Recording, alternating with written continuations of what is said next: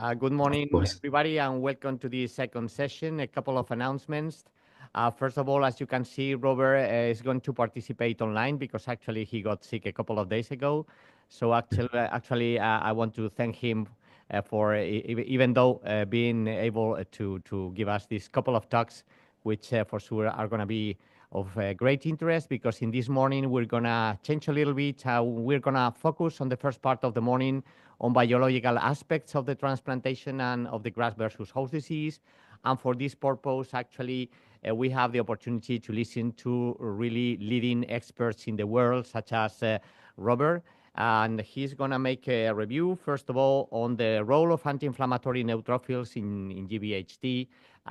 There will be a discussion with this talk, and then he will keep on with the second talk, which will deal about ROC1/2 signaling and its contribution to corticoid refractory graft versus host disease. And after that, Simón Méndez Ferrer will be talking about harnessing microenvironmental regulation for improved outcomes in hematopoietic stem cell transplantation. So as I say, a high-level session, and then we will move back to the clinical setting with some discussion of clinical cases. And in this case, we also have the opportunity of having leading experts in the field. I have to say that Ana Sureda also had a family problem and she couldn't come, but we have the opportunity to listen Saskia Boss, and she's a leading expert in the field of lung complications in the transplant. And as all of you involved in the transplant field know very well, this is a major issue, a major concern after transplantation. So please do not hesitate to take advantage of her and making questions after the session or during lunch. And we also have a leading expert in infectious complications. He is José Luis Piñana from Valencia. And myself I will have the opportunity to close the session this morning. But now I want to introduce our director, a scientific director of the Biomedical Research Institute of Seville, Rafael Fernández Chacón, who wants to give you the welcome to this meeting. Rafa. Thank you, José Antonio. Good morning, everybody. I just want to convey a few words to first welcome to Seville, welcome to the Institute of Biomedicine of Seville. You are present here and the other colleagues that are connected online. Second, thank you very much for coming. And third, I want to congratulate José Antonio Pérez Simón. José Antonio Pérez Simón, he is the vice director of the Institute of Biomedicine of Seville. Many of you don't know, but I want to congratulate him on organizing such an interesting and highly scientific level meeting, this fifth meeting on GvH disease. This is great, and we're very happy to host you here today, and we hope to really keep hosting you in the coming years. In addition, I want to congratulate also José Antonio and his team for reaching such a big success on getting right now. Yesterday, you were 3,000 transplant, and we are really so happy of this achievement. Just I know that you have we have to move forward. I want just to tell you, our institute is an institute where our main focus is investigate the mechanisms of diseases and then translate this knowledge to the development of new methods of diagnosis and treatment. We are here in the campus of the Hospital Virgen de Rocío, maybe right now one of the, if not is the biggest in the country, is one of the biggest hospital in Spain. That we have two pillars, the Hospital Virgen de Rocío and Hospital Virgen Macarena, because we are a health research institute in this campus. We have 5 major areas that are infectious diseases, neuroscience, oncohematology and genetics, cardiovascular disease, and liver diseases. And I want to tell you that we are a public institute. We are 4 pillars: the Department of Health and the Department of Science here in Andalusia, the University of Seville, and the National Research Council, that is a national entity taking care of science in the country. We are a community of more than 13,000 professionals, multidisciplinary, and these are our goals. So I want you really to congratulate you again. Thank you very much again. I'm really looking forward to meeting you all on the 6th GvH disease meeting next year. Okay, thank you very much and congratulations. Thank you.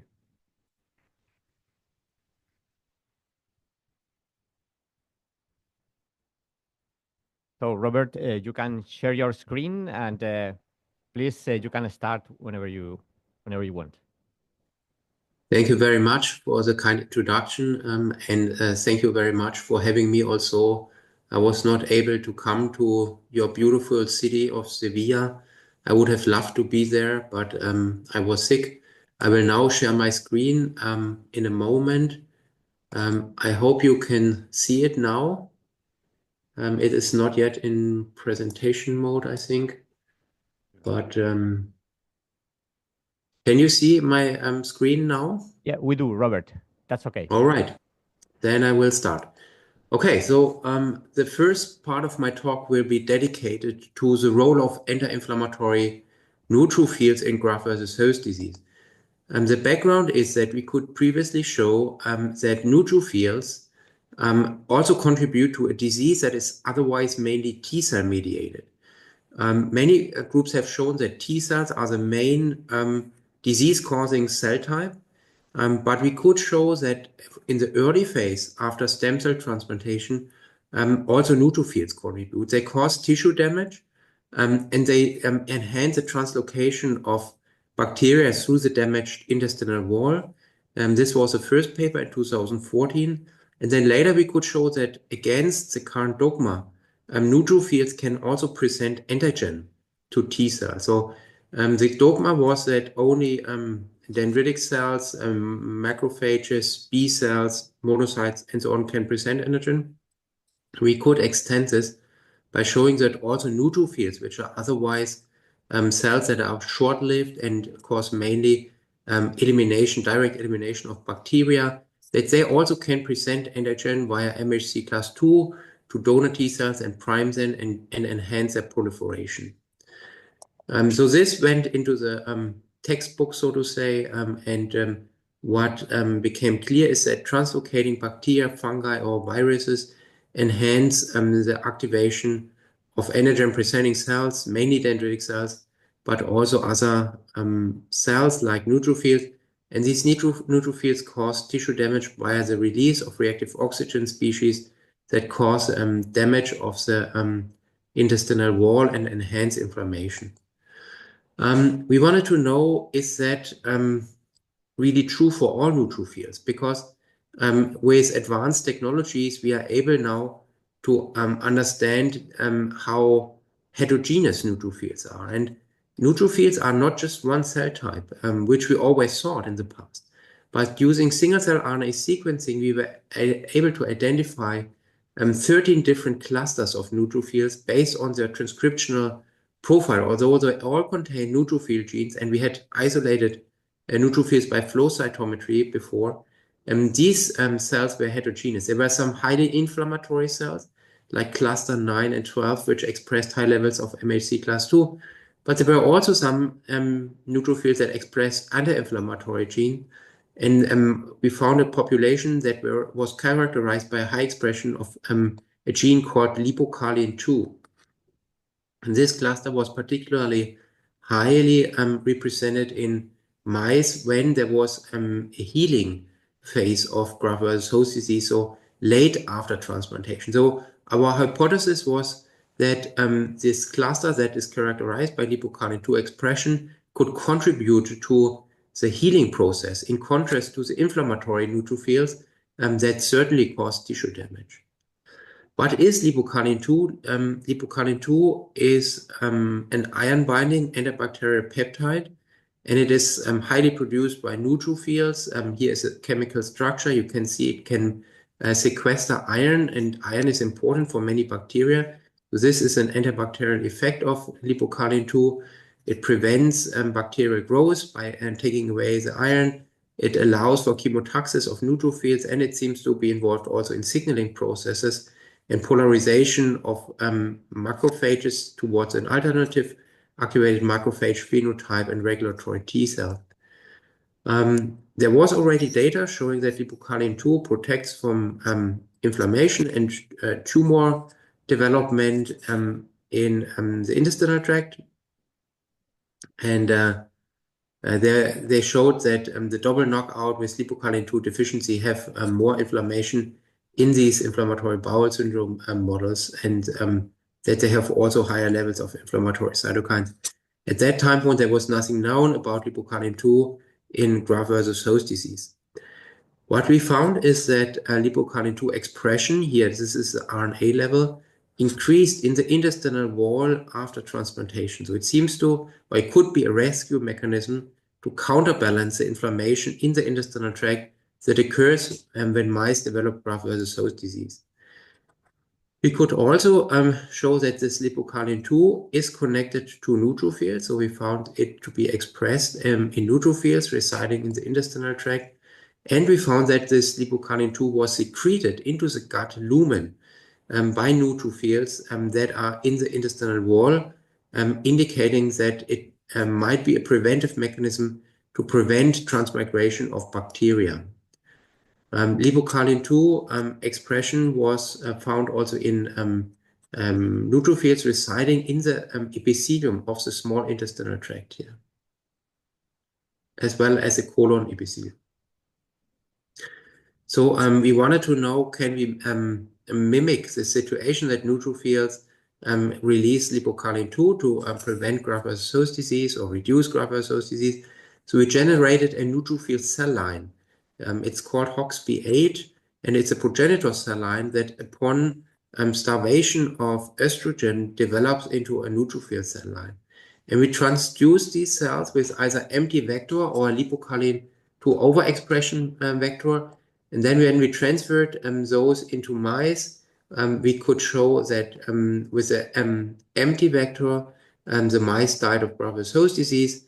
But when transferring these lipocalin-2 overexpressing neutrophils, we have an improved survival and a reduced histological severity score in mice developing graft-versus-host disease. Now the question is, do they survive at all, these transferred neutrophils? And we labeled them with a fluorescent dye. We could show that these neutrophils survive in the mice, at least for a certain period of time, and that they locate in the intestinal tract, in particular when they are lipocalin-2 overexpressing, as you can see here, and that the intestinal tract is populated by these transferred neutrophils that are lipocalin-2 overexpressing. We also find them in the lamina propria of the colon and the small intestine.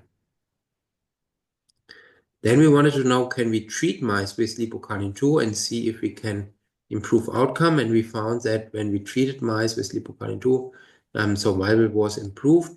Also, histological scores for GvHD severity were reduced with lipocalin-2 treatment. The T cell compartment was changed. We found less activated Th1 T cells in the intestinal tract and an increase of CCR2 positive Th2 T cells. And a particular change was observed in the macrophage compartment, where we found an increase of macrophages in the colon, lamina propria, and epithelium, as you can see here, while MHC expression on macrophages declined, indicating that those macrophages were less inflammatory.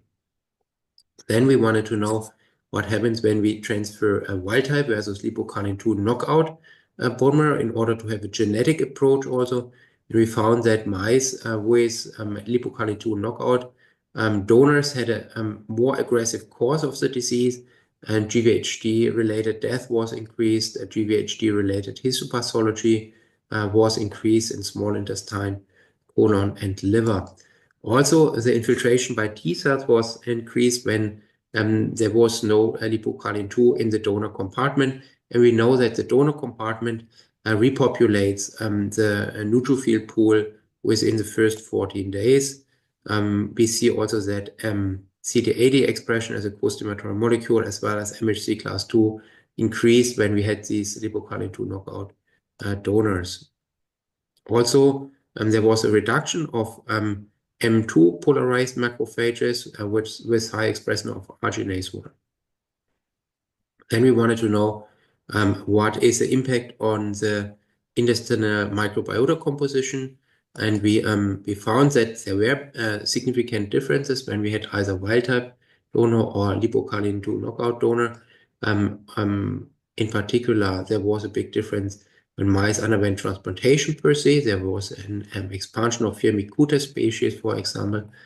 And we found that certain bacteria that are connected to graft-versus-host disease, for example, Clostridia, which are protective against GvHD, they were decreased in the lipocalin-2 knockout donor transplant recipient, indicating that there is a loss of protective microbiome in these mice.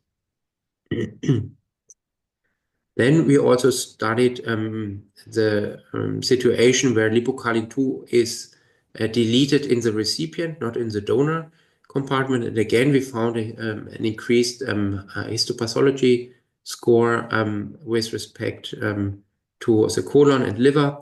And microbiome analysis showed that there was a decrease of protective bacteria, Lactinospiraceae and Ruminococci, which were declined in the lipocalin-2 knockout recipient. We also studied the expression of the receptor for lipocalin-2 and found it to be expressed on different myeloid cell types, in particular also on M1 bone marrow-derived macrophages, and lipocalin-2 exposure to of those myeloid cells showed that multiple genes related to antigen presentation were downregulated, supporting the concept that lipocalin-2 induces a tolerogenic phenotype, which we also found here with respect to the transcriptional activator of MHC class II, which is C2TA. And we found that lipocalin-2 primed macrophages, when transferred after transplantation, mediated some degree of protection with respect to survival and histopathology scoring. We wanted to see what happens in a controlled setting when we expose macrophages to lipocalin-2. We exposed macrophages to lipocalin-2 and found that IL-10 expression increased significantly.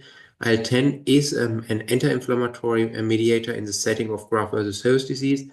And we found that in mice, when we exposed their bone marrow-derived dendritic cells to lipocalin-2, MHC class II expression went down. When we had IL-10 knockout cells, this change was not visible anymore. So this suggests that IL-10 is functionally involved in the polarization of the macrophages here. When we had IL-10 knockout bone marrow donors and we treated with lipocalin-2, the protective effect of lipocalin-2 was gone, as you can see here. When we treat wild type, we see a protective effect, basically. This was also mirrored by the histopathology scoring. Then we studied the signaling using PAM gene kinase array, and we found that a pathway that was particularly active was a pathway downstream of insulin growth factor 1 receptor, indicating that this growth factor receptor may be involved. And we found that phosphorylation, also with conventional Western blot, increased in the IGF receptor beta chain, which is a site that is typically phosphorylated. And you see that with lipocalin-2 exposure, there is an increase phosphorylation. This is also quantified here, supporting the concept that there is a signaling through the insulin growth factor receptor 1. And when we look at phosphorylation of STAT6, which is a transcription factor activating genes that induce tolerogenic phenotype in macrophages, we found that STAT6 phosphorylation also increased with lipocalin-2 exposure. Now we wanted to know what happens when we have a leukemia in the mice. Can we still treat with lipocalin-2? And here we used a very aggressive leukemia that is on biopsy background called VHI3B. The mice exposed to this leukemia die when they receive additional T cells. Their survival is somewhat improved, and this is not blocked by lipocalin-2. Also in a second model, FLITZ-V MLL-PTD, these mice have an improved survival, and this is not blocked by lipocalin-2. Then we wanted to see what happens in patients. We looked at lipocalin-2 expression, and like in mice, there is an increase of lipocalin-2, as you can see here, in public available database with an increased lipocalin-2 expression. We checked that in a second patient cohort from Innsbruck in Austria and found the same increase. Patients, healthy volunteers, no GvHD or acute GvHD. With acute GvHD, lipocalin-2 was increased.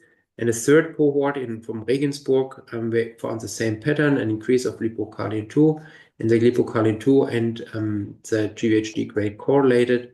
And finally, we also had a Freiburg cohort where we didn't do qPCR, but we looked on the protein level, and we found that there was an increase of lipocalin-2 in neutrophils in the intestinal tract of GvHD patients. So to sum this first talk up, what we could show is that there are immunoregulatory lipocalin-2 positive neutrophils. We identified them by single-cell RNA sequencing. This lipocalin-2 can bind via the lipocalin-2 receptor macrophages. It induces a signal via the insulin-like growth factor receptor inducing STAT6 activation. STAT6 inhibits C2TA. We found lower expression of MHC class II. It also induces IL-10 production. IL-10 is anti-inflammatory and reduces the T-cell activation.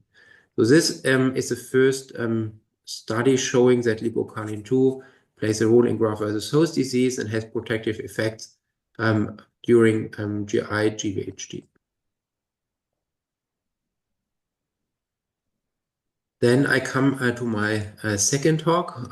Here we studied a kinase called ROC, and there's actually two isoforms, ROC1 and 2, and we could show that the signaling through these kinases contributes to corticosteroid refractory graft-versus-host disease. So acute graft-versus-host disease has a very unfavorable prognosis, but the prognosis is even worse if the patient does not respond to corticosteroids. This is called then corticosteroid refractory GvHD.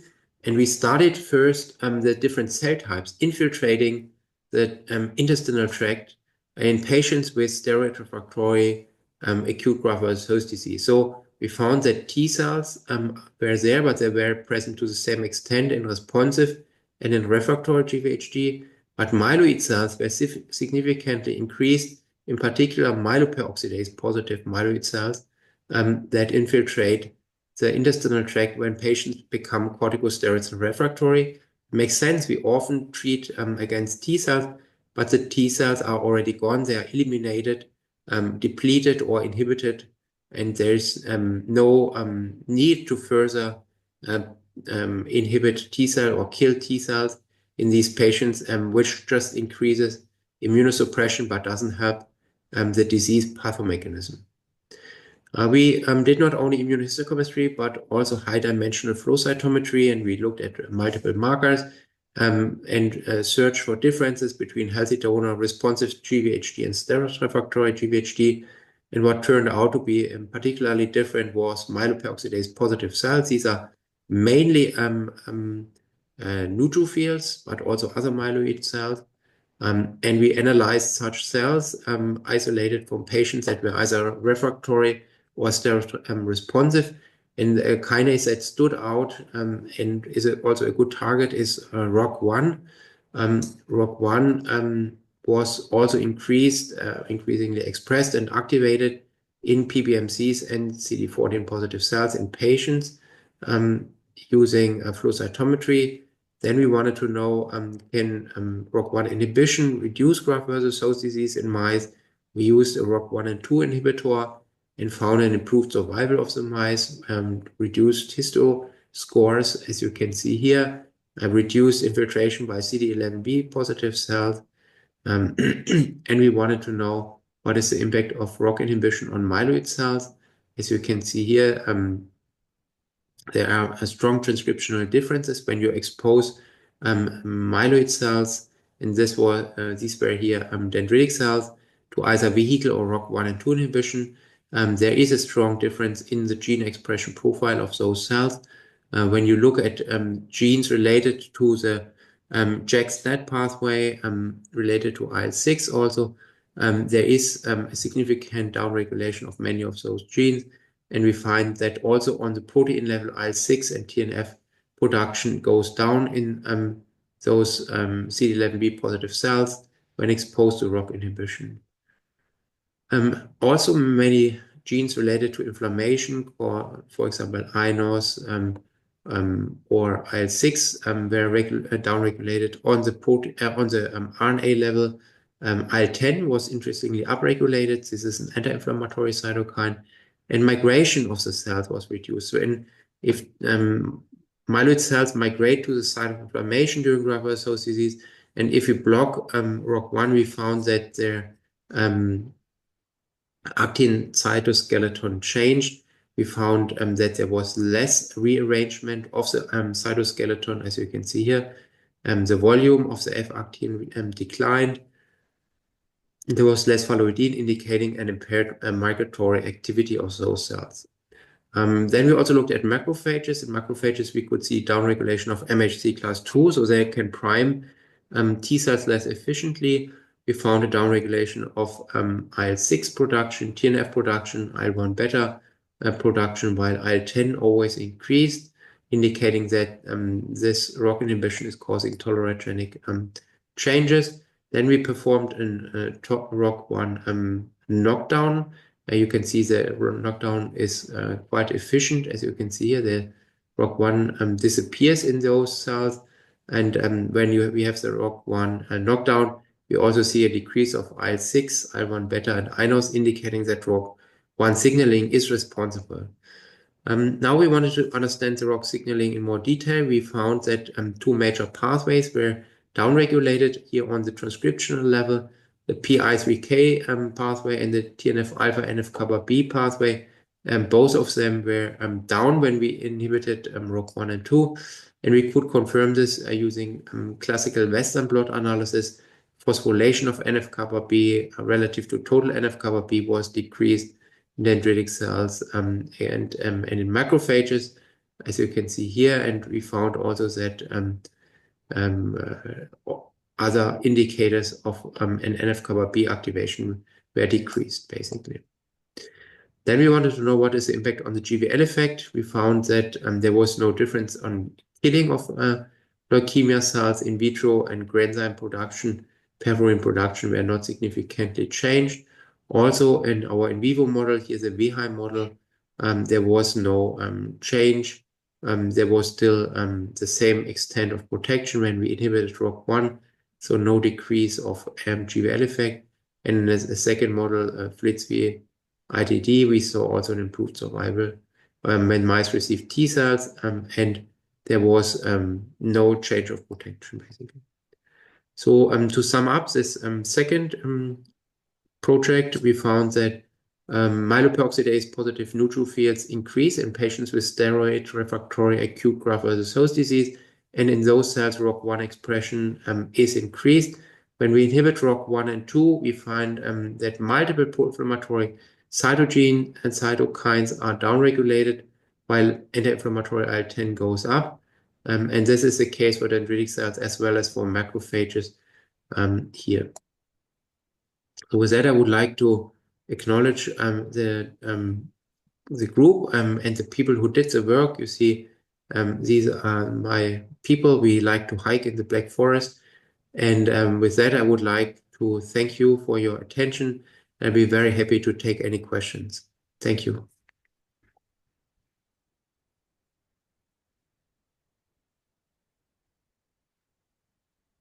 So Robert, let me get the microphone, and it's time for questions in these such interesting presentations, which actually leads up to some breakthrough concepts, I think, in the field of GvHD. Thank you.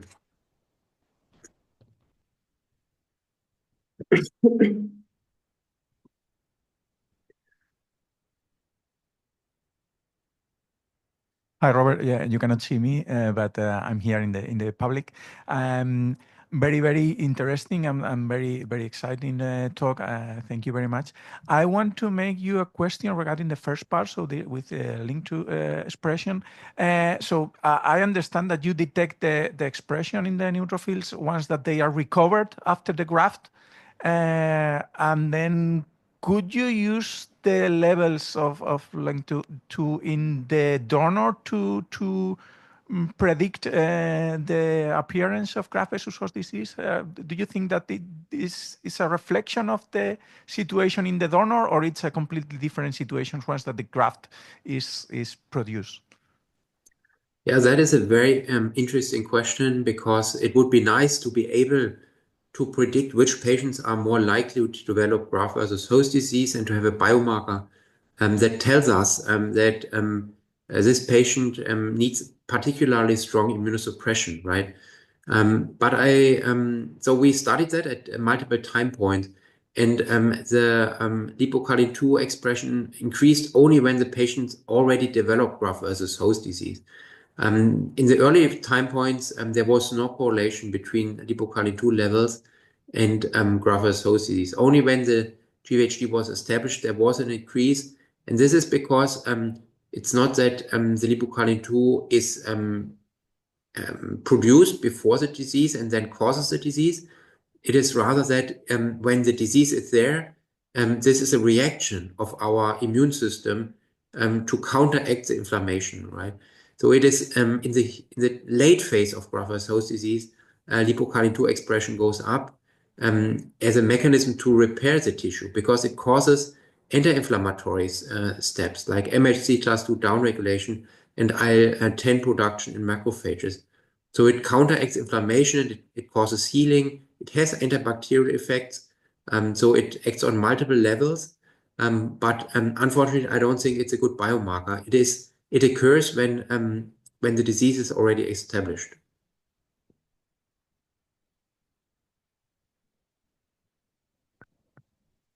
More questions from the audience?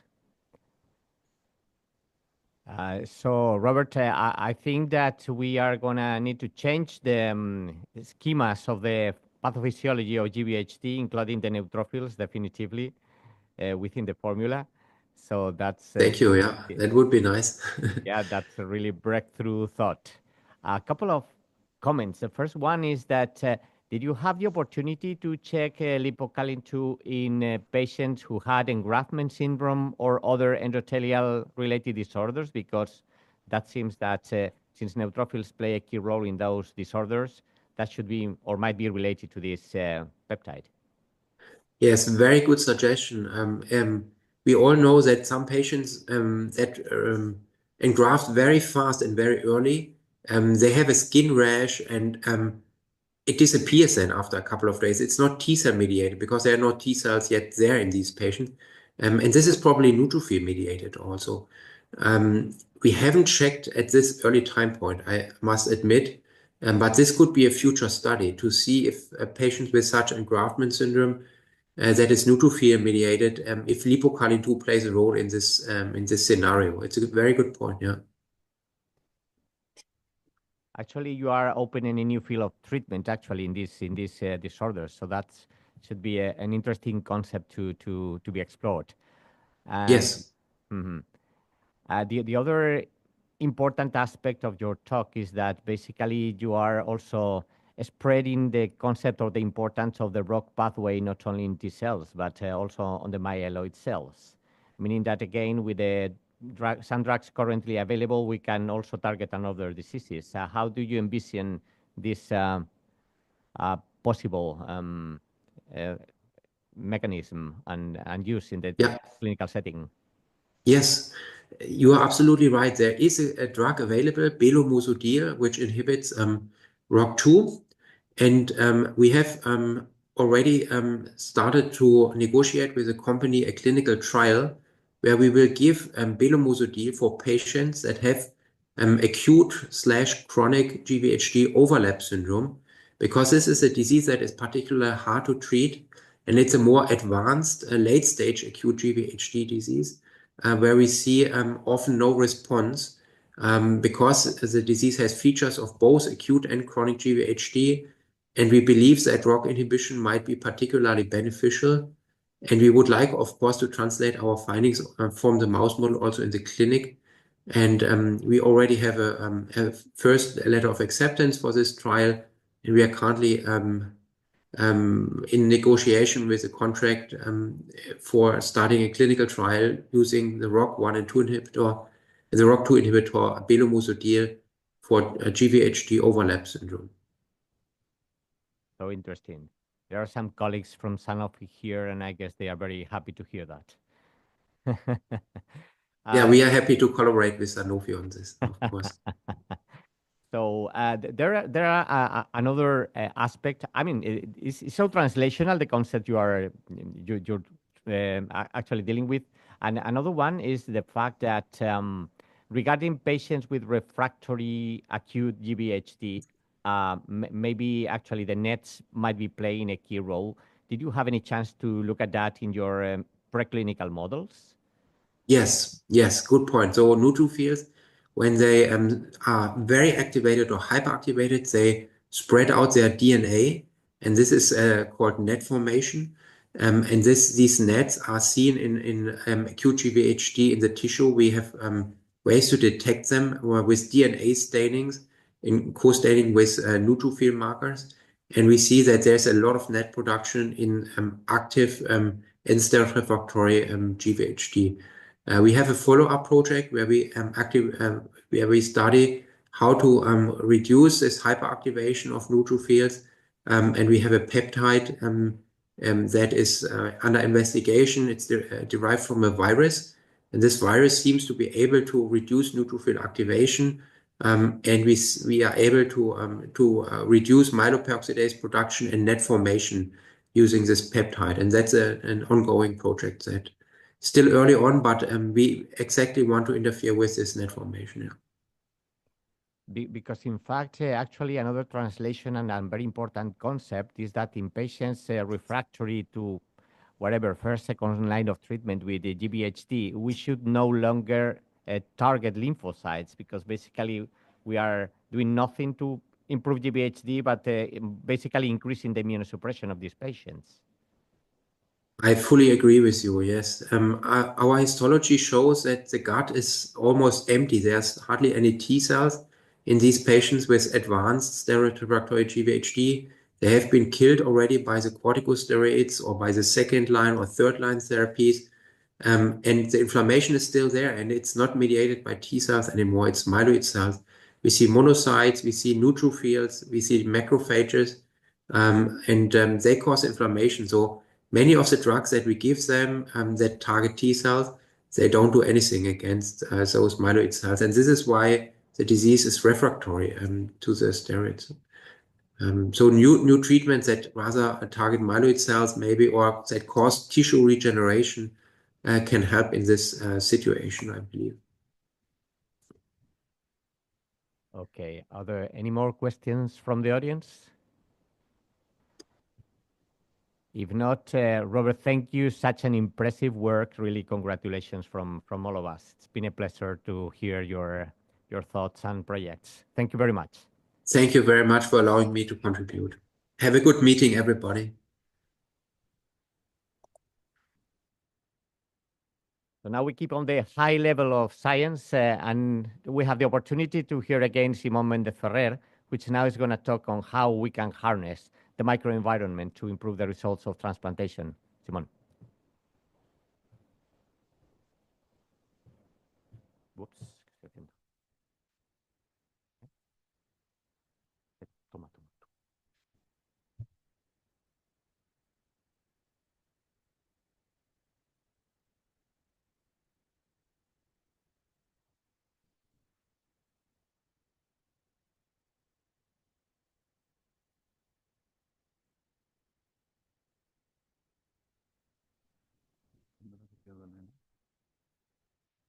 Elena. Perdón.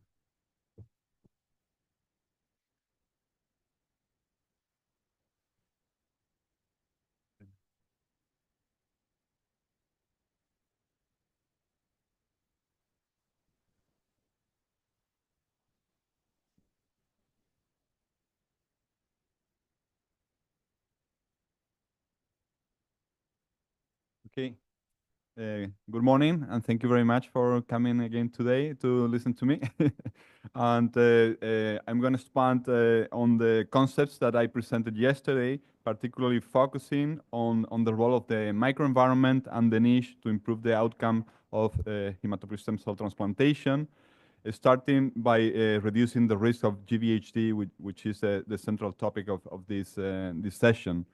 And there I would like to focus on the role of mesenchymal stromal cells because they're sort of the experience with these cells, obviously, and because they are generated from the mesenchymal stem cells that have an important role in the hematopoietic stem cell niche, as I explained yesterday.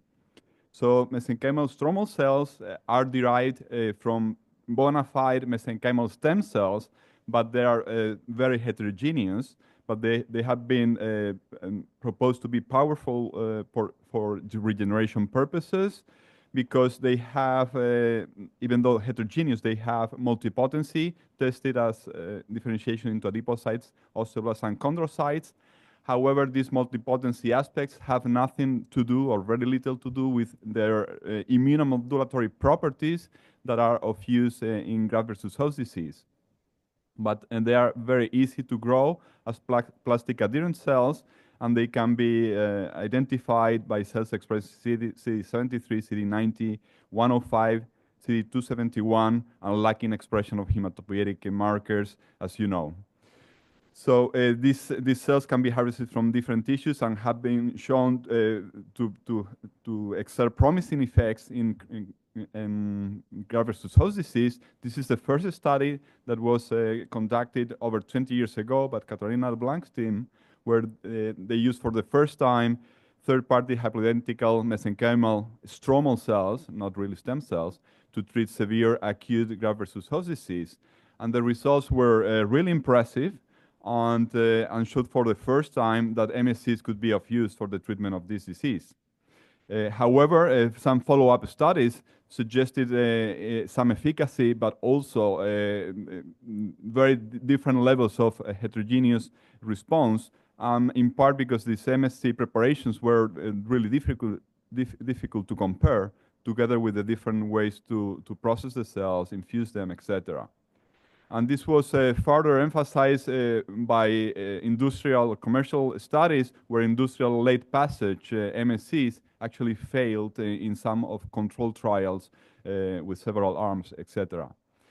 So, and this was further impacted by the fact that MSCs underperformed in some academic trials compared with these initial studies.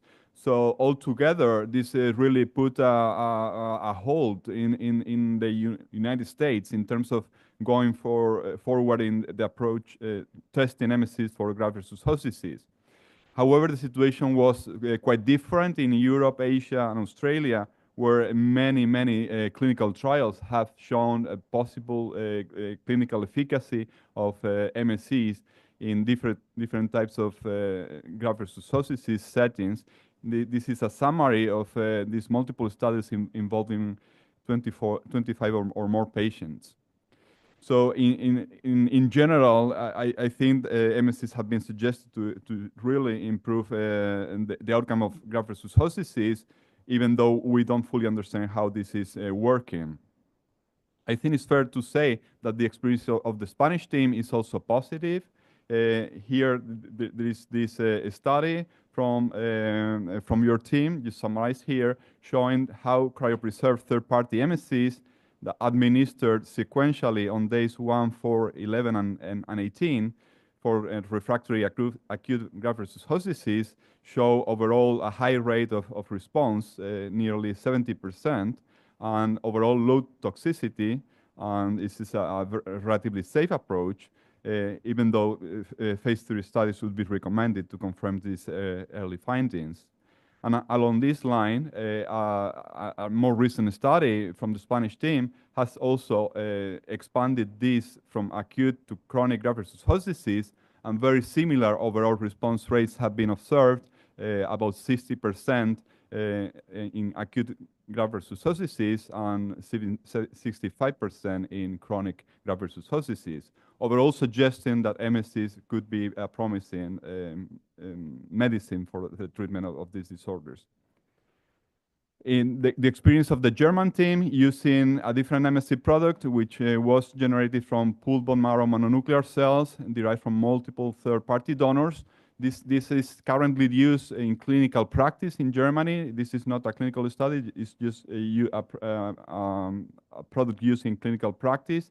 And this is just an example how 3 doses of administration of MSCs also don't give any apparent toxicity and can give rise to overall response rates relatively high, 82 and 81% at first and last evaluation. And at 6 months, the overall survival was about 64%, and cumulative incidence of death from underlying disease was only 3%. So again, this suggests an overall positive experience of the use of MSCs in the German team. In the last ASH meeting, this has been reviewed by the EBMT. This is a survey including 6 European centers treating 20 patients or more. In this study, the primary endpoint was a reduction or the frequency of overall response at day 28, and secondary endpoint, the overall response at day 7. So the complete response was considered acute graft versus host disease returning to grade 0, and a partial response, an improvement of 1 grade in the disease. And unfortunately, organ-specific responses had to be excluded because of the lack of sufficient data. But overall responses to MSCs in patients with steroid refractory GvHD was about 44% at day 28 and 26% at day 7. And using this landmark analysis, the overall survival at 12 months after MSC infusion, conditional of being alive at day 28, was 39% in the whole cohort, and much higher, about 48% in the responders. So at 12 months after MSC infusion, the cumulative incidence of relapse of the hematological malignancy was 9%, and non-relapse mortality was 59%, and relapse-free survival was 32%.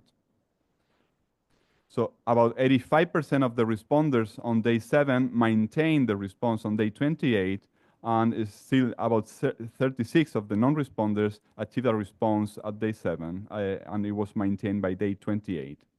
So overall, this experience summarized of this service of multiple centers conducted under the EBMT suggests that MSCs are a viable treatment option in steroid refractory GvHD after failure of ruxolitinib as the primary drug to be used.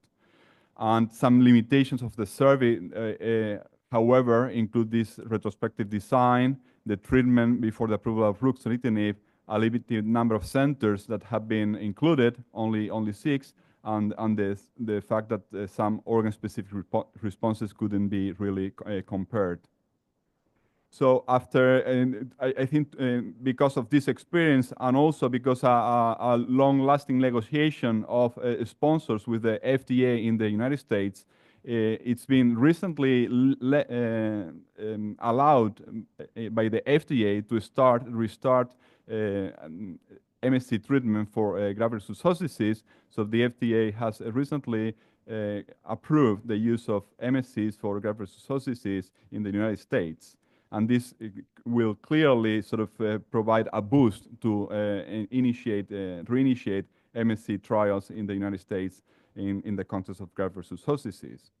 Of course, there will be challenges that are basically the same challenges that we are facing today, which is the heterogeneity in the donors and the recipients, also in the procedure, on the processing of the cells. There's been also very different results depending on the selection of the treatment centers, perhaps due to the heterogeneity in the processing of the samples in different centers. But there is also an impact of, as you know, of the dose of MSC and the frequency of the infusions. And altogether, the main drawback is probably the lack of predictive clinical biomarkers that can really demonstrate the benefit of this approach, together with immunomodulatory potency assays, which are actually the main goal of current clinical trials, as Rafael Duarte explained yesterday. And in the future, there are other sources of MSCs that are being considered. These include primed MSCs, also IPase-derived MSCs and other sources, together with extracellular vesicles, which might also allow to simplify this process. Of course, knowing sort of the predictive biomarkers and immunomodulatory potency assays requires really knowing the mechanism of action of these cells in graft-versus-host, and this is also one of the main challenges, because it's still unclear how the cells are really working. But we now know that MSCs need to be stimulated in order to be immunomodulatory. So cytokines like interferon gamma really lead to the activation of MSCs that renders them immunomodulatory. And through a number of molecules, such as TGF-beta, prostaglandin E2, they can really dampen inflammation, overall induce an expansion of regulatory T cells, and through IDO, for instance, inhibit the expansion of lymphocytes and B cells. And as I mentioned yesterday, it's some of the mystery remind about the mechanism of MSCs relies on the fact that even a single infusion of MSCs can have immunomodulatory effects, even though these cells don't persist in the host.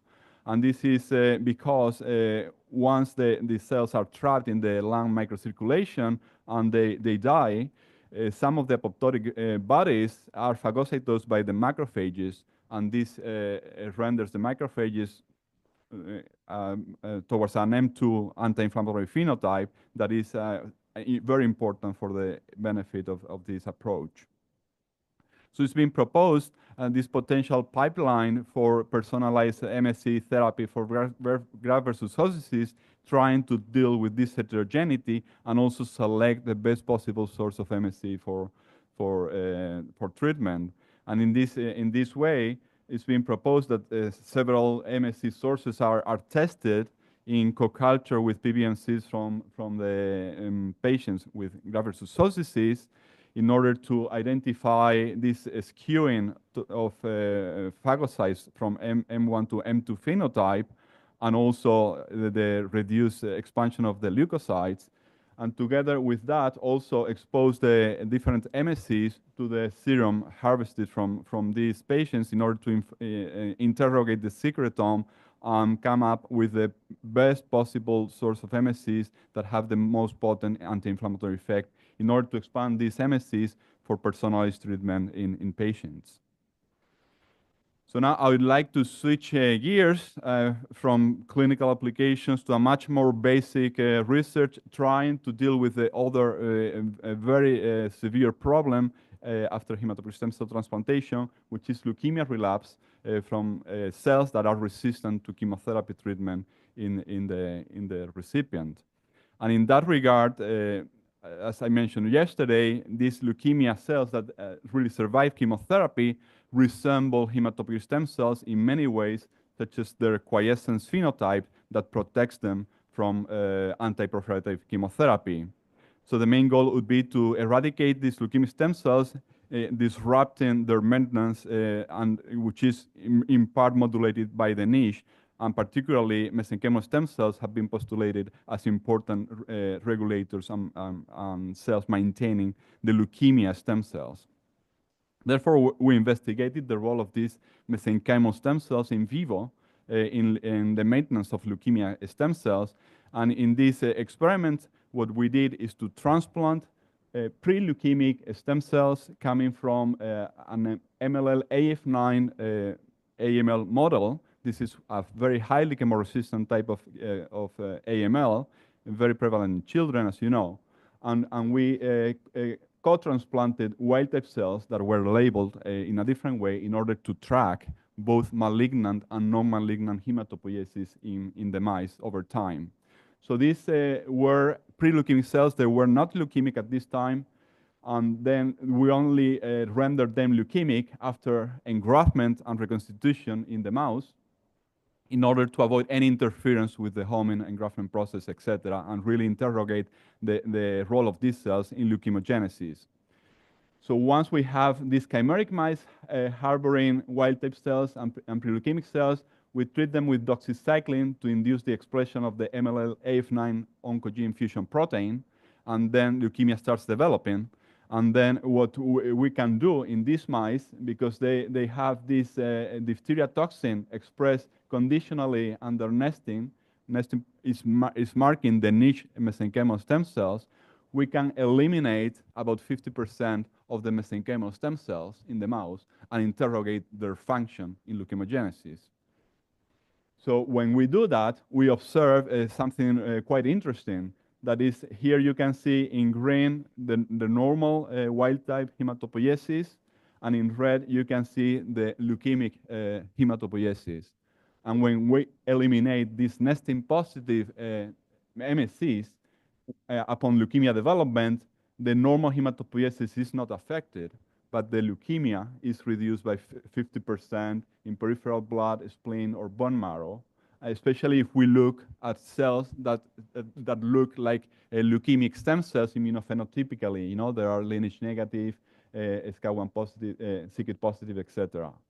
So this suggests that during leukemogenesis, these nesting positive niche cells, which are normally supporting normal hematopoietic stem cells, have been instructed to do something different, which is not to support the normal hematopoietic stem cells, but to support the leukemia stem cells. And we investigated then whether the leukemia, whether the elimination of these niche cells could actually synergize with conventional chemotherapy to achieve a more efficient eradication of the leukemia stem cells. So when we combined induction therapy, this is RAC treatment really, with the depletion of the nesting positive cells, we can observe a delay in leukemia relapse.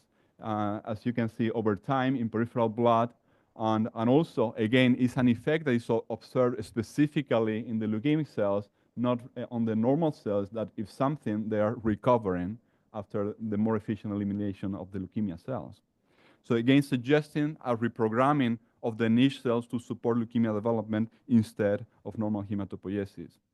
So we investigated how this is really happening, and for that, we co-culture the MSCs grown as non-adherent spheres that are preserving their primitive features much more potently than these plastic adherent cells, and we co-culture them with the leukemic blasts. So in these graphs, you can see the survival of these cells in co-culture.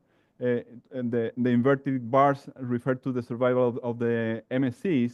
The upright bars refer to the survival of the leukemia cells. And you can see that both human or mouse leukemic blasts survive better in co-culture with the mesenchymal stem cells as compared with when they are in monoculture. And this survival of the leukemia stem cells is associated with increased bioenergetic capacity in these cells.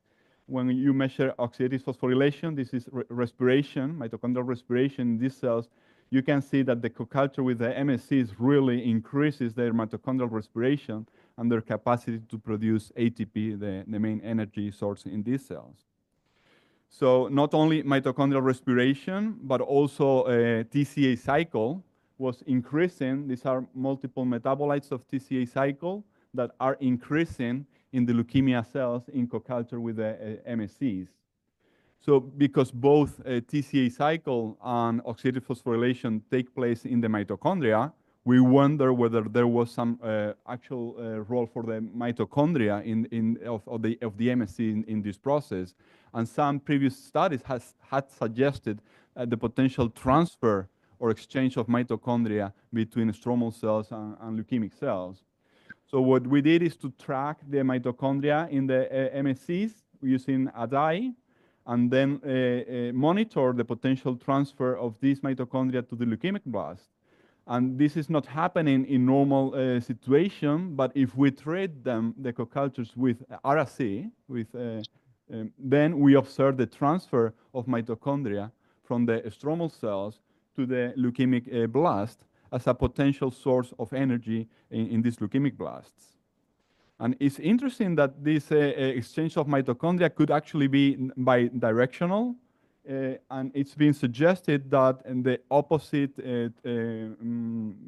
direction of mitochondrial transfer from the hematopoietic progenitors to the stromal cells is actually quite important during hematopoietic stem cell transplantation as a way to rescue the host niche from the damage inflicted by chemotherapy or irradiation. And this is a question that was posted yesterday. Hola, Encarna, soy Lourdes. Sorry. ¿Qué tal? ¿Cómo estás?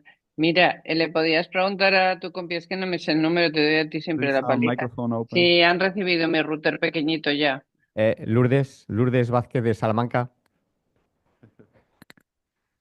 Tienes el micrófono abierto. Thank you. So it's been, as Jose Antonio asked yesterday, whether the stromal cells might be affected by the conditioning regimen, and even though they are resistant, and they survive, their function is actually impaired. And it's been shown that upon transplantation, there is actually exchange between the transplanted hematopoietic progenitors and the niche, and there is actually transfer of mitochondria mediated through gap junctions that rescues these stromal cells, and then they can really support the regenerative process after transplantation. So it's quite interesting how for chemotherapy conditioning, sort of eradication of the leukemic cells and rescue of the niche, this mitochondrial transfer could be relevant in the context of hematopoietic stem cell transplantation for leukemia treatment. So we try to understand why are these mitochondria protecting the leukemic cells from chemotherapy, because that was quite intriguing, because the mitochondria are actually the main source of reactive oxygen species in the cell. And it's well known that the leukemia stem cells have very high ROS levels because of their high metabolism. So we wonder, how is it possible that these leukemic cells that are already stressed in terms of reactive oxygen species, and they are uptaking mitochondria that would bring additional ROS? So that should be detrimental, not protective. So how is this working? And actually, in the co-culture, we started measuring ROS, and we observed not increased ROS levels, but the other way around, decreased ROS levels in the blasts that were co-cultured with the stromal cells. So clearly, and when you look at the detrimental effects of ROS in the cell, this is mainly reading as lipid peroxidation, which really compromises the cell viability. The same thing, we didn't observe increased stress ROS in the leukemic cells, but the opposite, protection from reactive oxygen species. So to understand what was provided with this mitochondria that might be protecting the leukemic blast from chemotherapy, we did this screening where we compared the transcriptome of nestin positive MSCs from the leukemic mice compared to wild-type mice with the changes happening in the leukemic blast of the mice where we had eliminated the nestin positive cells or not, to come up with possible pathways that might be conferring this antioxidant protection. And from this, we could observe an enrichment of pathways related to glutathione synthesis, which is glutathione is the main detoxifier in the cell. And proteomics analysis actually confirmed an enrichment of these antioxidant pathways in the leukemic blast in co-culture with the stromal cells, and particularly glutathione-mediated detoxification pathways, including the peroxidases that use glutathione for detoxification in the cells, such as in glutathione peroxidase. So we measure specifically the expression of these enzymes that allow the cells to get rid of the ROS levels, and we observe increased levels of GPX1 and 3, and increased production of glutathione in the leukemic blast that were co-cultured with the stromal cells. Furthermore, because we could map which blast had taken mitochondria from the stromal cells, we could compare those with the blasts that hadn't uptaken mitochondria, and we could observe higher levels of glutathione in the leukemic blast that had uptaken mitochondria from the stromal cells, indicating that these mitochondria might be different from the ones that have the leukemic blast and are really antioxidant and protective. And we even tried to get a in vivo demonstration of the relevance of this pathway. And for that, again, we generated these chimeric mice where we can eliminate the nesting positive cells. This is only partial, about 50% deletion that we can achieve using this system, and then treated these mice with chemotherapy. And you can see how the chemotherapy treatment leads to increased levels of glutathione in the leukemic blasts, but not if you eliminate the nesting positive cells. And considering, that the limitations of this in vivo experiment, involving only 50% depletion of the stromal cells, etc., we think is quite convincing evidence that the leukemic blasts rely on the stromal cells for detoxification from chemotherapy. So we further interrogated how glutathione pathways might be regulated. The main enzyme for glutathione synthesis is this one, but intriguingly, the levels were not increasing, they were decreasing. But the main way actually to recycle glutathione is using NADPH, and through glutathione reductase, recycle the oxidized glutathione and again become antioxidant. So this seems to be the way how MSCs seem to be increasing glutathione production in the leukemic cells, just by increasing reduced power and then allowing the recycling of glutathione as a key antioxidant mechanism of the cell. So this is summarized here, where in the stromal cells allow to increase the reduced power in the leukemic blasts, and this increases the recycling of glutathione as a key substrate for glutathione peroxidases, the main detoxifying enzyme that allows the leukemic blast to survive chemotherapy. But interestingly, this somehow crosstalks with the energy changes happening in the leukemic blast, because the increased mitochondrial respiration and TCA cycle also increases the activity of the glutathione peroxidases. So all in all, these MSCs are able to boost the activity of glutathione peroxidases as a key antioxidant mechanism in the leukemic blast to survive chemotherapy. So we wonder whether we could actually target this therapeutically by depleting glutathione levels in combination with induction therapy in AML.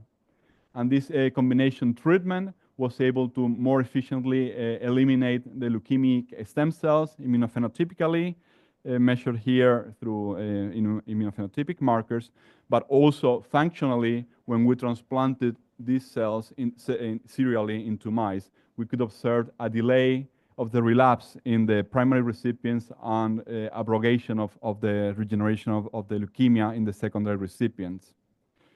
So this binds, so adds to evidence from other groups suggesting other pathways by which stromal cells might actually also increase glutathione synthesis in the leukemic blast.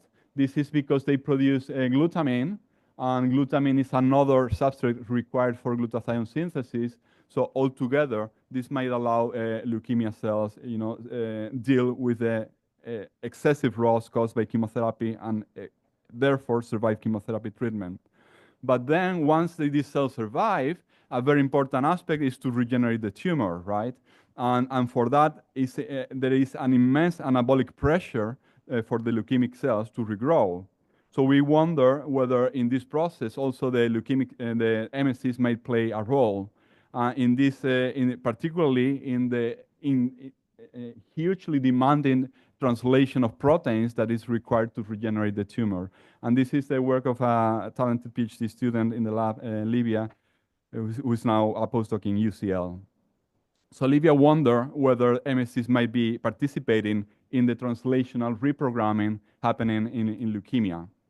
And for that, she investigated animal models of AML, and actually expanded from the MLLAF9 model, which is highly prevalent in children, but not so much in adults, as you know, and compared also with the FLT3-ATD MPNC mutated AML, which is equally highly chemoresistant, but much more prevalent in adult population. And then she observed that both types of leukemia cells, she measured translation capacity in these cells through this OPP assay, and she could observe how the leukemic cells exposed to chemotherapy actually increase translation only in co-culture with the stromal cells, suggesting that the stromal cells can increase the translation capacity in the leukemia blast as a way to regenerate the tumor. So she wondered whether in vivo this could be demonstrated as well by eliminating again the nesting positive cells using this model and then measuring translation levels in vivo in the leukemic blasts.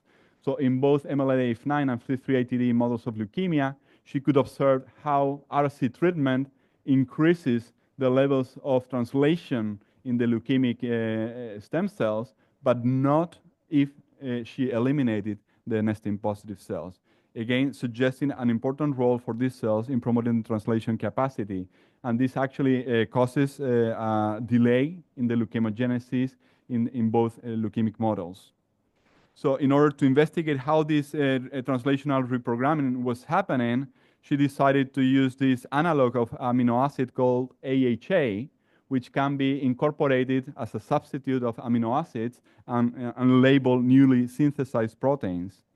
And then co-culture these MSCs with the leukemic blast and then perform mass spectrometry analysis to identify proteins that had been synthesized in the stromal cells but could be transferred or ended up in the leukemic blast. And then she observed that actually there was an increase in translation happening that in this case, sorry, because the colors are not showing, for some probably Mac to PC conversion, it's the increased capacity of translation could actually be reproduced in transfer co-culture. So it doesn't seem to require cell-cell contact between the leukemic blast and the MSC. And this is different from the mitochondrial transfer, which requires cell-cell contact. And then she could observe that RSC was really increasing this translation capacity. And because it didn't require cell-cell contact and the known role of extracellular vesicles in sort of reprogramming of different cell types, she wondered whether these exosomes of extracellular vesicles might be involved in the increasing the translational capacity.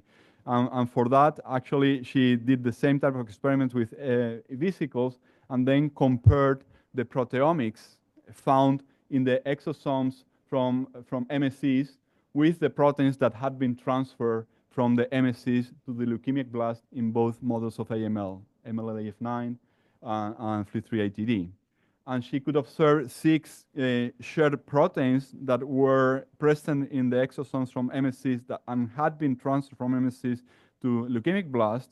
And she observed the common presence of a key factor for translation, which is a helicase involved in cap-dependent translation, EIF-A1. So this suggested that EIF-A1 could be a great target and possible explanator of this mechanism. And we got an inhibitor, specific inhibitor, generated in MD Anderson, targeting EIF4A1. And we could observe that this inhibitor really compromised the translation capacity in the leukemic blast, but this could be rescued by the stromal cells, but not, or their extracellular vesicles. You can see these increased levels of translation in the blast that have been co-cultured with the stromal cells, or in the blast that have been exposed only to extracellular vesicles from the extracellular vesicles harvested from the MSCs. And this could increase the translation capacity in the leukemic blast, but not if we treat these EVs with a EIF4A inhibitor. So this really demonstrates that EIF4A is a critical mediator of this translational reprogramming. And Livia could also observe that if she just transferred EVs from the stromal cells into the leukemic mice, actually she could enhance leukemia development, and these mice die faster, significantly faster, indicating that EVs from the MSCs can really have this effect through their increasing the translation capacity in the leukemia cells. So last, in order to get in vivo evidence that this was happening, what we did is actually to treat the leukemic mice or the leukemic stem cells with the EIF4 inhibitor to induce this selective pressure for translation, and then transfer these cells into mice where we could label the nestin positive cells and the leukemic blast. And we can observe how these leukemic blasts were in which their translation has been inhibited previously, they go to the bone marrow and then they go very close to the nestin positive cells, indicating that they seem to rely on these cells, for survival. And then when she measured translation levels in the leukemic blast, she could observe the translation levels were increasing only in the cells that had reached this location in the bone marrow, but not in the cells that, for instance, went to the spleen. The translation level did not increase. And then if she eliminated this 50% of MSCs in these mice, then the translation didn't increase in the leukemic blast. So this really provides in vivo evidence that this is required for the translation capacity in the leukemic blast. So I will summarize here. I think we provided two examples of how the MSCs, and in this case, we think these are mesenchymal stem cells, and the real ones in vivo, they are promoting the survival and chemoresistance and relapse in AML. And this is due to a multi-step process of metabolic reprogramming involving the transfer of actually some organelles such as mitochondria. This involves direct cell-cell contact between the MSC and the leukemic blast and provides a source of energy, but also antioxidant mechanisms that allow these leukemic cells to survive chemotherapy. But along this way, they also provide through extracellular vesicles key translational machinery such as EIF4A, which allows the leukemic cells that survive chemotherapy then regenerate the tumor and give rise to relapse. So this double mechanism could be potentially targeted in order to decrease the chemoresistance of the leukemic stem cells and also decrease the relapse after transplantation. So this is mainly the work of Dorian Forte, together with Maria Garcia and Abel Sanchez Aguilera for the antioxidant defense mechanism, and then Livia for the translational reprogramming with the help of many collaborators and funding agencies. And thank you very much for your attention.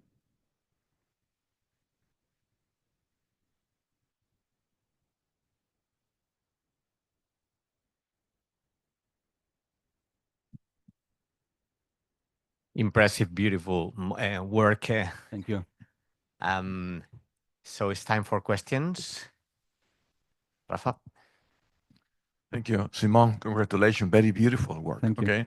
I have two questions. If I understood well, so in your first experiments, when you were destroying the mesenchymal stem cells in the wild-type mice, on any mice, you didn't have any impact in the physiological hematopoiesis, okay? Yes. So, So one thing, just to explain. So if you do that in a normal mouse, as I say, it's only 50% depletion we can achieve because it's a nesting CREAR model. It's not, very penetrant. So it's only 50% depletion of the cells. But if you do that in a wild-type mouse, then we find a 50% depletion in hematopoietic stem cells. So this doesn't read in normal hematopoiesis effect because if you deplete 50% of HSCs, you don't observe a defect in hematopoiesis.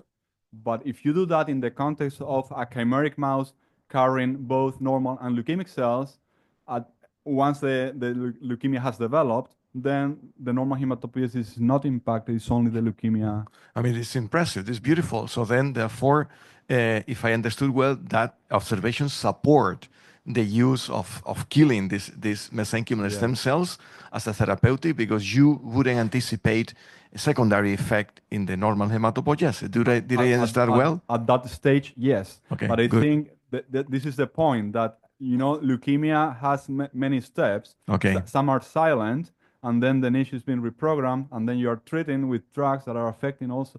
So it needs to be tailored to the stage of the disease, the approach. Good, I understand. And then I have second questions regarding also, and the mechanisms are very interesting. So, but regarding this boost of translation with ELF4A1, so I'm wondering how general is that factor? So, I mean, you have found this thing and you have demonstrated, but I wonder, so this factor, if you overexpress this factor, is just a single factor, you're going to have a boost in translation? Yes, this is a pioneering factor. It's a critical helicase for cap-dependent translation. But interestingly, even though it's important for general translation, it's been suggested as the main driver of this so-called translational reprogramming in cancer. So it's involved in these changes in translation that are happening. There was a talk at IBIS 2 weeks ago about the heterogeneous composition of the ribosomes and the type of messenger that is translated, that is changing during cancer.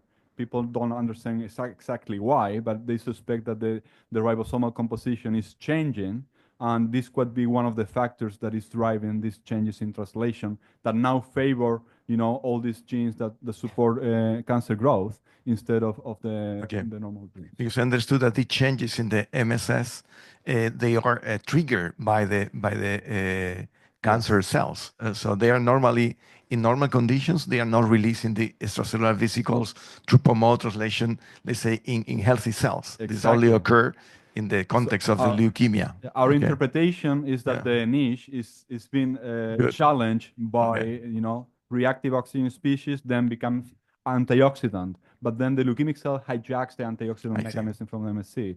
And then it becomes as an anabolic source of things that the leukemic cell is requiring. And then the leukemic cell is hijacking the translation machinery of the MSC in order to regrow the tumor. So this is our working hypothesis. Okay, very good. Congratulations. Thank you.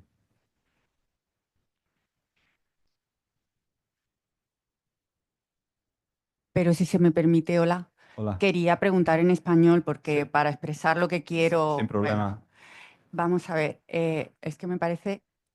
O sea, esas células mesenquimales, estamos diciendo entonces que el que el estroma esté dañado, como puede ser por la quimioterapia, favorece que tampoco recrezca o permanezca la célula leucémica. Y por otra parte también las células mesenquimales, que en la primera parte de la charla se han propuesto o son un mecanismo frente a la enfermedad del injerto contra el huésped, pero sin embargo también actúan al mejorar el estroma, no solo en mejorar la hematopoiesis sana, sino también la extensión leucémica. Sí, bueno, son dos aspectos distintos. Sí, pero claro. En inglés. There are two different aspects. One of them is related to the damage of the niche inflicted by myeloablation or irradiation. And this is generally in hematopoietic stem cell transplantation, not specifically in leukemic patients. It's just a consequence of the genotoxic damage caused by in the niche that hadn't been noticed before because the cells are still there, but their function is impaired. And it's been shown that the infused hematopoietic progenitors interact with the niche and revive the niche in a way to support the regenerative process after transplantation. We don't know exactly for the leukemia in that scenario how it's affecting. But then during leukemogenesis, these stromal cells are being reprogrammed to support leukemia development. But this is a direct interaction between the leukemia stem cell and the MSC in the marrow. This is different from possible immunomodulatory effects that are happening through the immune system, which could be, another layer that, of course, is very important and to investigate, but it's different from what I presented. It's relevant obviously for the immune evasion mechanism of the leukemic cells, and maybe the stromal cells might be educating or causing an immunosuppressive environment. Hypothetically, the mesenchymal cells and the relapse of leukemia as can be not only by immunosuppressive effect, but also because the effect of the abnormal environment. Environment, and then helps to leukemic cell to regrowth. Yes. So The point here is that MSCs, normal MSCs, are supporting normal hematopoiesis, but they upon inflammatory insults, they become, something else that supports the leukemia. So you need to tailor the intervention towards, in which moments, how are MSCs in this moment, if they are the inflammatory MSCs, you don't want to support those, but if you can rescue this phenotype and restore the niche damage, then you can be supporting normal hematopoiesis. More questions? So the model is impressive and it's so beautiful. The transfer of mitochondria and what you're actually discovering. I have a question regarding the heterogeneity of the bone marrow, which actually you have been describing for many years. So there are areas which are more hypoxic, others which are not. So I wonder whether this occurs homogeneously through the bone marrow niche, or it might depend on the oxygen requirements, or so if the perisinusoidal mesenchymal stem cells can actually do a different job as compared to those which are more periosteal, related. And on the same way, also within the leukemic cells, you have different cell subtypes.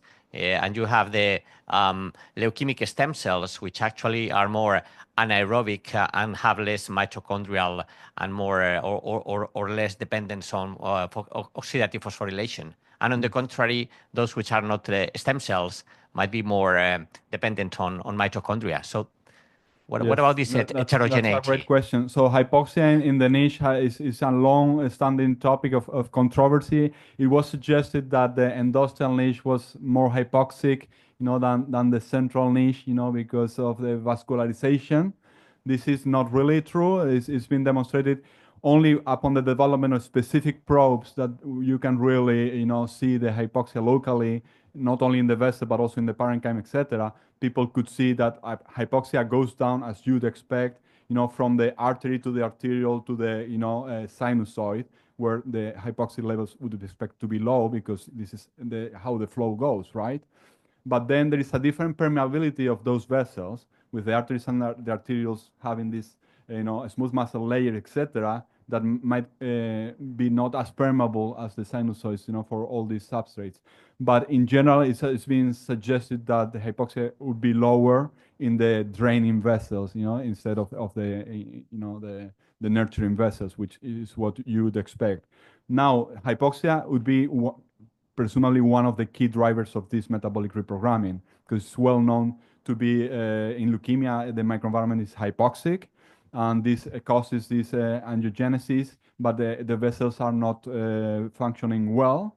They are less permeable and disrupted, and this has been suggested that this compromises the delivery of drugs.